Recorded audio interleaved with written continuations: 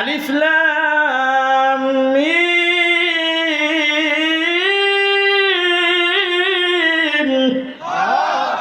যালিকাল কিতাবু লা রাইবা ফীহি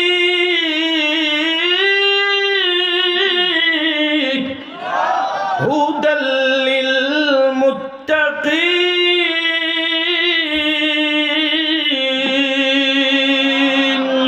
এই কালাম জিন্দা কুরআনে হাকিম হিকমতে উলায়া জালসতু কাদিম জামিউল ইলম ফিল কুরআনে হাকিম তাকাসারাত আনহু আফহামুর রিজালি বাখা কুরআন কালামুল্লাহ বাশানু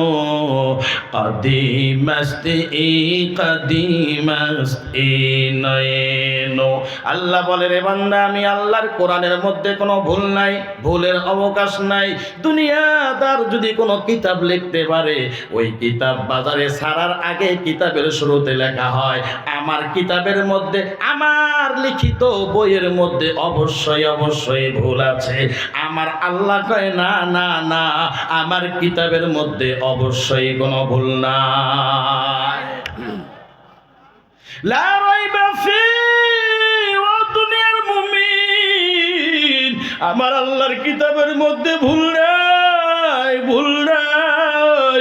আল্লাহ বলে, ও পয়গম্বর, মক্কার মুশরিক বেঈমান বিজতি ওরা যদি আমার কিতাবের সাথে চ্যালেঞ্জ করতে চায়, ও মায়ার নবী আমার, মক্কার সব বেঈমানের সাথে আমি আল্লাহ চ্যালেঞ্জ ছড়ে দিলাম। ওয়া ইন কুনতুম ফি রাইবিন মিম্মা নাযালনা আলা আবদিনা ফাতু বিসূরাতিন মিন মিসলি ওয়াদউ শুহাদাআকুম মিন দুনিল্লাহি ইন কুনতুম সাদিকিন।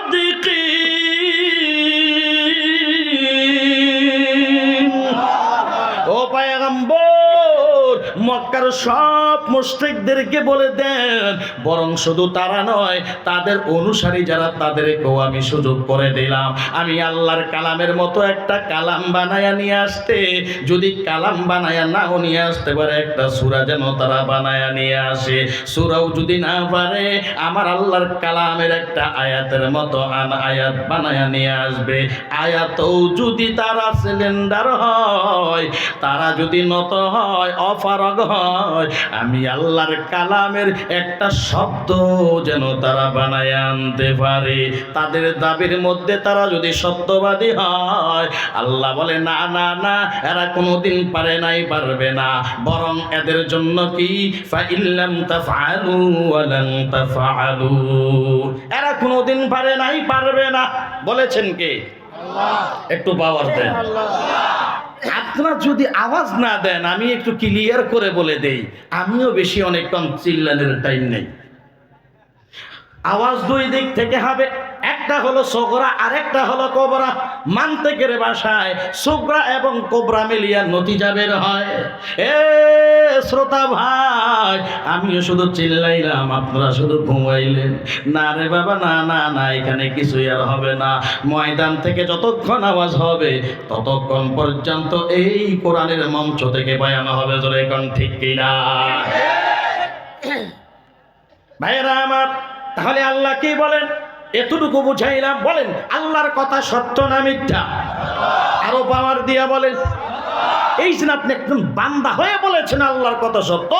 আল্লাহ বলে, ও ফেরেশতা, রাত্রে গভীর হয়ে গেছে, রাত্রে গভীর হয়ে গেছে।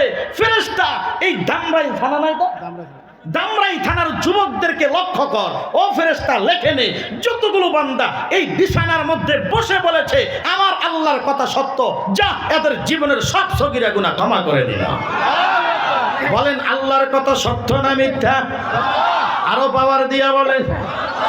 আল্লাহ বলে, ও দুনিয়ার মুমিন, আমি আল্লাহর কথা হলো সত্য, কোনো সন্দেহ নাই।